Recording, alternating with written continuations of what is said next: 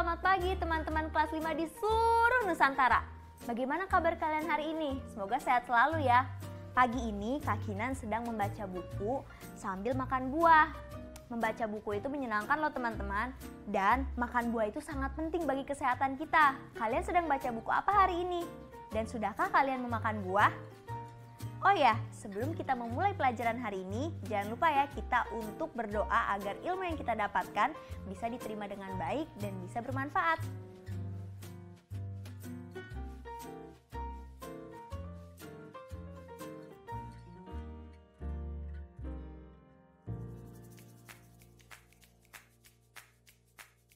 Selamat pagi saudara. Hari ini kita akan mempelajari mengenai perubahan iklim dan pemanasan global. Tapi sebelum itu, tanyakan 3 pertanyaan ini kepada orang tua atau wali kalian di rumah. Pertanyaan yang pertama, bagaimana iklim di tempat tinggal kalian saat ini? Pertanyaan yang kedua, apakah iklim itu berubah jika dibandingkan dengan dahulu saat orang tua atau wali masih kecil? Dan pertanyaan yang ketiga, apa saja perubahannya? Kalian bisa mencatatnya di buku kerja kalian. Selanjutnya, kita akan beralih pada informasi siklus air yang akan diceritakan oleh Kak Indra. Terima kasih Kak Kinan. Lebih dari 4 juta tahun, bumi sudah mendaur ulang air. Air di bumi bergerak melalui danau, sungai, laut, atmosfer, dan tanah dalam suatu siklus yang terjadi terus-menerus. Dalam siklus ini, air tak selalu berwujud cairan, tetapi bisa juga berwujud gas, yaitu dalam bentuk uap air, dan berwujud padat, yaitu es. Apakah kalian siap bertualang bersama air? Yuk kita ikuti tahapan-tahapannya. Simak baik-baik ya, karena akan ada banyak istilah baru di sini. Evaporasi. Panas matahari yang menimpa permukaan bumi menyebabkan naiknya suhu permukaan air di sungai, danau, dan laut. Nah, saat itu sebagian air menguap ke udara. Hasil penguapannya disebut uap air. Pohon dan tanaman juga mengalami penguapan dan disebut transpirasi.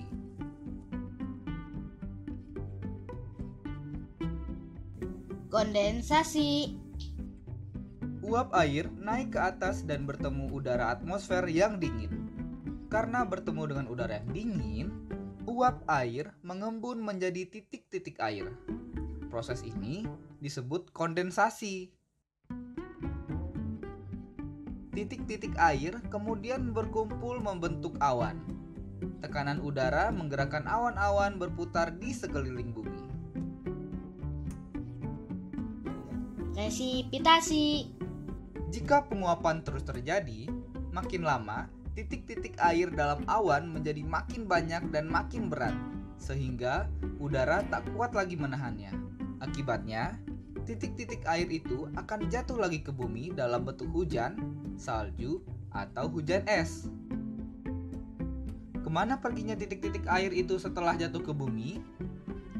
Ada air yang langsung ke sungai, danau atau laut. Nah, sebagian air akan meresap ke dalam tanah menjadi air tanah, juga diserap oleh akar tanaman. Nah, kemudian siklus yang menakjubkan itu berulang kembali. Makin banyaknya tanaman dan pohon-pohonan membuat air yang diserap juga makin banyak. Akar-akar pohon menahan air dalam tanah sehingga cadangan air bersih menjadi lebih banyak. Dari situ muncul mata air segar. Merekalah penyedia air bersih untuk berbagai macam kebutuhan makhluk bumi. Sayangnya, saat ini banyak pohon yang ditebang. Jika demikian, tentu ketersediaan air bersih jadi berkurang, bukan?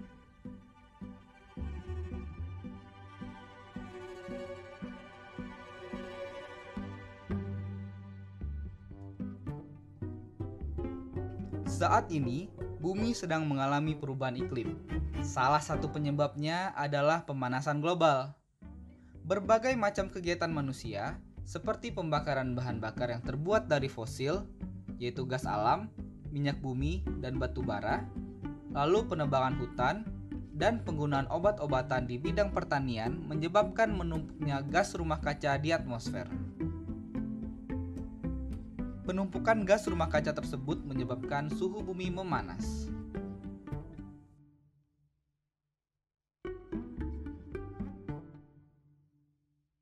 Wah, kenapa bisa begitu? Ternyata, ketika suhu bumi meningkat, es yang ada di puncak-puncak gunung maupun kutub-kutub bumi meleleh lebih banyak dan lebih cepat. Itu juga menyebabkan permukaan air laut naik. Akibatnya, pulau-pulau bukan saja beresiko terendam banjir, tetapi tenggelam dan hilang. Apa yang bisa kita lakukan untuk menghambat pemanasan global ini ya? Nah, itu tadi cerita dari Kak Indra. Setelah kalian mendengarkan penjelasan mengenai siklus air dan dampak perubahan iklim, sekarang saatnya kalian menjawab pertanyaan berikut ya. Selamat menjawab. Kita jawab sama-sama ya. Apa yang terjadi setelah permukaan air dan tanaman memanas akibat terkena sinar matahari?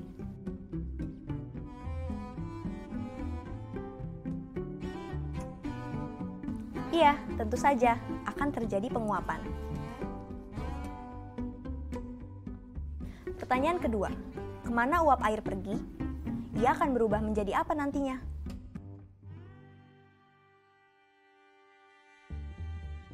Iya benar, uap air berbentuk gas dan akan bergerak naik ke udara. Di udara, uap air akan terkondensasi menjadi titik-titik air yang kemudian berkumpul menjadi awan. Selanjutnya, kemanakah perginya titik-titik air yang jatuh kembali ke bumi?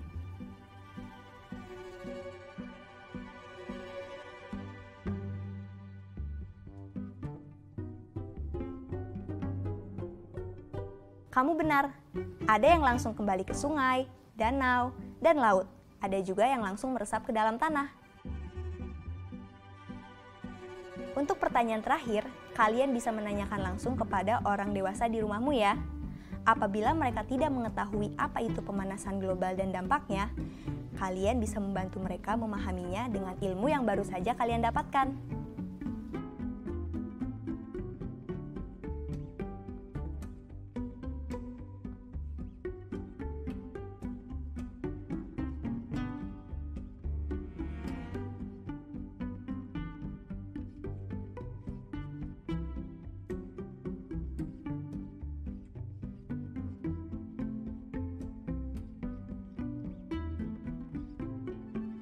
Kata baruku.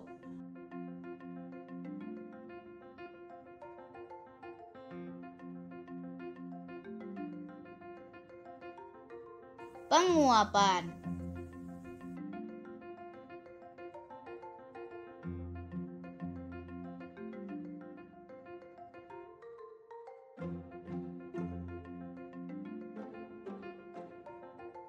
Perubahan bentuk uap air menjadi titik-titik air.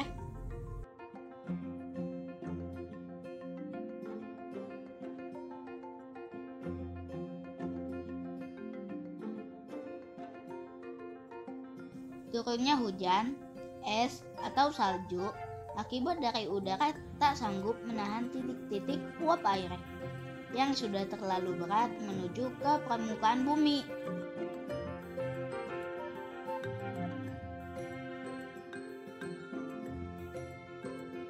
Penguapan dari permukaan daun tumbuhan.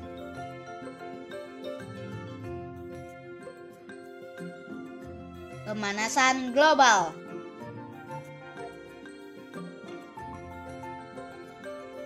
Kondisi peningkatan suhu bumi akibat terlalu banyaknya penumpukan gas rumah kaca.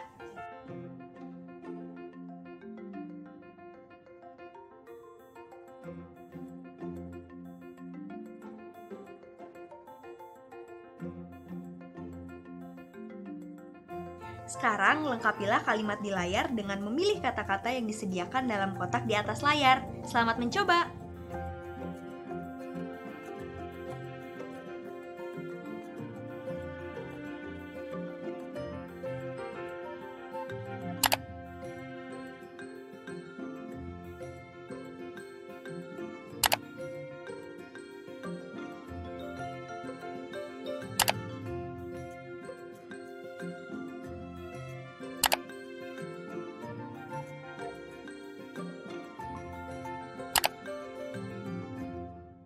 Ini dia kunci jawaban yang benar. Pasti kalian benar semua ya jawabannya. Kalian sudah menyaksikan informasi tentang siklus air yang menakjubkan dan perilaku manusia yang berhubungan dengan perubahan iklim yang terjadi belakangan ini. Berdasarkan informasi yang sudah kalian pelajari, tulislah dampak perubahan iklim tersebut bagi manusia ke dalam bagan berikut ini.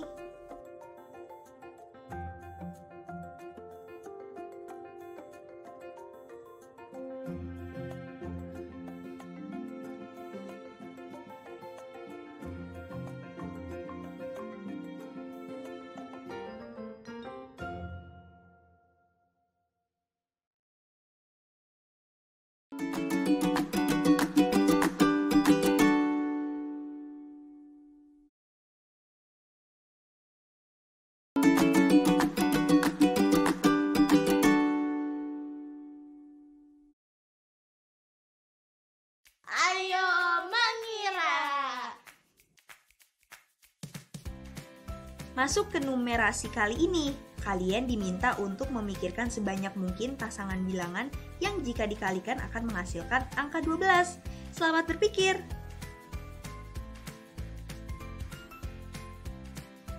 Bagaimana? Mudah kan? Apabila kalian mengalami kesulitan, kalian bisa memasukkan angka paling kecil terlebih dahulu.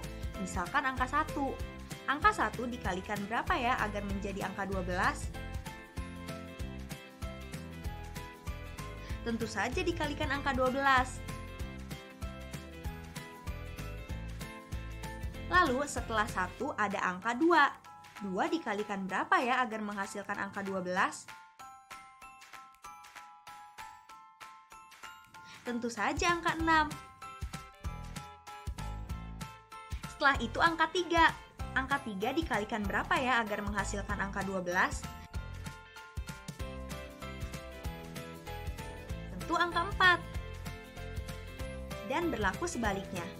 4 kali 3, 6 kali 2, dan 12 kali 1. Mudah kan? Kalian juga bisa menghitungnya dengan menggunakan pembagian loh.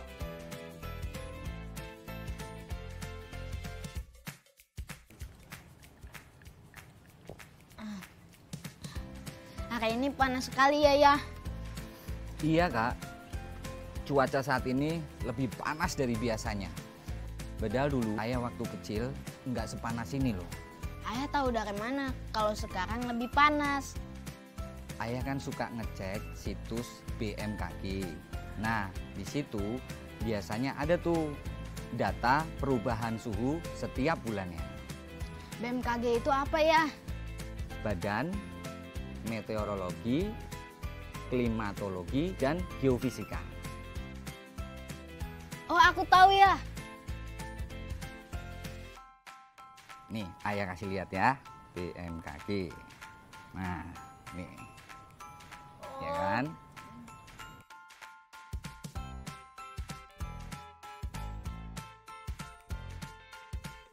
Lihat ini, tampak garis merah selalu berada di atas garis biru. Pada grafik, makin tinggi posisi garis, makin tinggi pula suhu udara yang ditunjukkan. Artinya, suhu udara tahun ini memang lebih tinggi dibanding suhu udara 10 hingga 30 tahun yang lalu. Kondisi ini dikenal dengan nama global warming atau pemanasan global. Berdasarkan data BMKG tersebut, suhu udara tahun ini mengalami kenaikan sebesar 0,60 derajat Celcius dibandingkan catatan suhu 10 hingga 30 tahun yang lalu. Pemanasan global adalah kondisi yang sangat membahayakan lingkungan. Jika terjadi terus-menerus, pemanasan global dapat menyebabkan kekeringan, bahkan dapat merusak lingkungan tempat hidup hewan, tumbuhan, dan manusia. Mencatat suhu secara rutin penting untuk dilakukan agar manusia lebih waspada terhadap terjadinya pemanasan global. Apakah kalian juga merasakan cuaca panas di luar rumah? Kalian telah mempelajari penjelasan tentang pentingnya mengukur dan mencatat perubahan suhu di sekitar kita. Ilmuwan mencatat suhu lingkungan dan mempelajarinya untuk mengetahui perubahan iklim yang terjadi. Untuk mengukur suhu udara di sekitar kita diperlukan alat yang bernama termometer ruangan. Saat ini kita dapat lebih mudah mengetahui suhu udara di sekitar kita tanpa harus mengukurnya sendiri. Informasi tersebut sudah tersedia di internet atau smartphone. Informasi tentang suhu udara juga sering disampaikan dalam acara perakiraan cuaca di televisi dan radio, serta melalui surat kabar. Sekarang, kalian bisa lihat data perubahan suhu selama seminggu di Pontianak.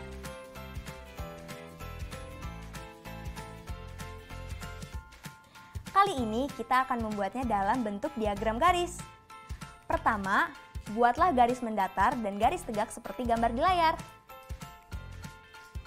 Garis mendatar mewakili hari Senin sampai Minggu dan garis tegak mewakili suhu udara dengan interval seperti contoh di samping.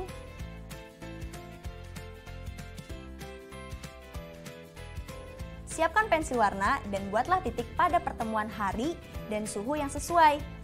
Kita ambil contoh dengan menggunakan data suhu udara di kota Pontianak tadi. Buatlah titik pada perpotongan garis yang menunjukkan hari Senin dan suhu 29 derajat Celcius. Selanjutnya, buat lagi titik perpotongan garis yang menunjukkan hari Selasa dan suhu derajatnya 33 derajat Celcius. Dan seterusnya.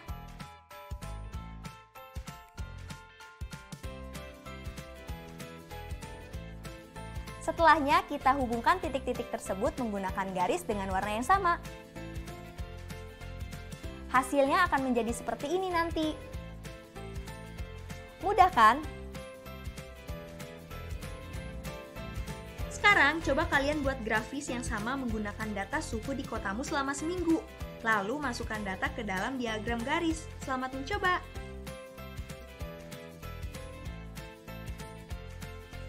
Proyek kreatif minggu ini. Setelah tadi kalian mempelajari mengenai dampak perubahan iklim, serta pembuatan grafis garis pada data suhu mingguan, sekarang saatnya kalian mempersiapkan proyek kreatif minggu ini. Proyek minggu ini adalah menulis teks berita dan menyiarkannya. Sebagai sumber inspirasi, kalian bisa membaca teks berita. Kalian dapat menggunakan kalimat-kalimat yang serupa dengan kalimat teks berita tersebut.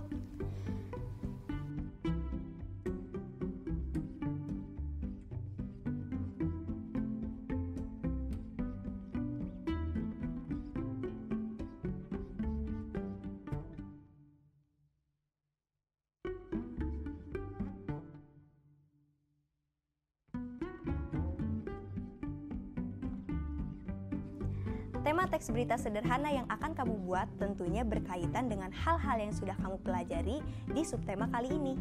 Yang pertama, perubahan iklim. Yang kedua, pemanasan global. Dan yang ketiga, cara-cara merawat bumi.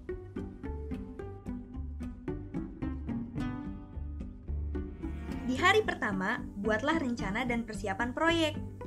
Ikutilah bagan berikut untuk mempersiapkannya. Selamat berkreasi!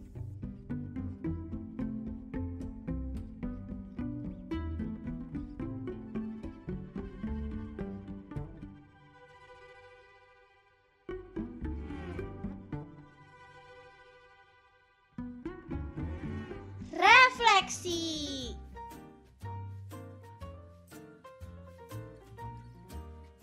Gak terasa kita sudah saatnya masuk ke segmen refleksi. Dengan data yang ada di layar, jawablah pertanyaan yang ada di bawah grafis.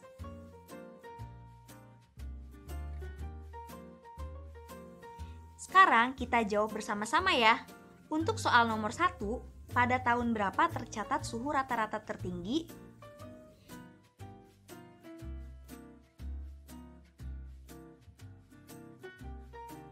Tentu saja, suhu tertinggi terjadi pada tahun 2016.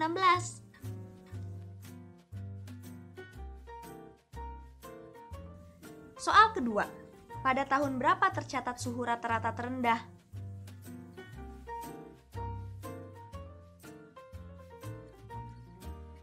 Jawabannya, suhu terendah terjadi pada tahun 2011. Lalu, pada tahun berapa tercatat suhu rata-rata naik?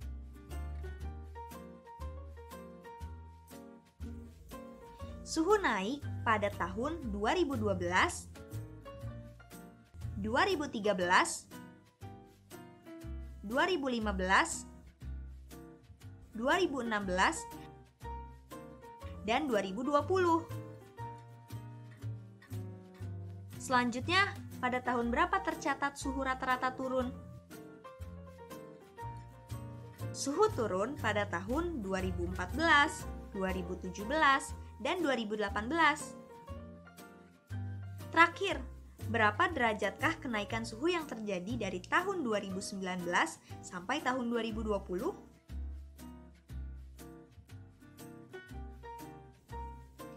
Suhu naik adalah 0,20 derajat Celcius.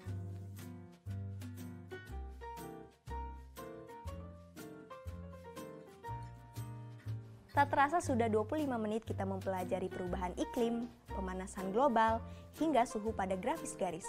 Semoga pelajaran hari ini bisa berguna bagi kita semua. Saya Kak Kinan undur diri dulu, sampai jumpa besok. Salam!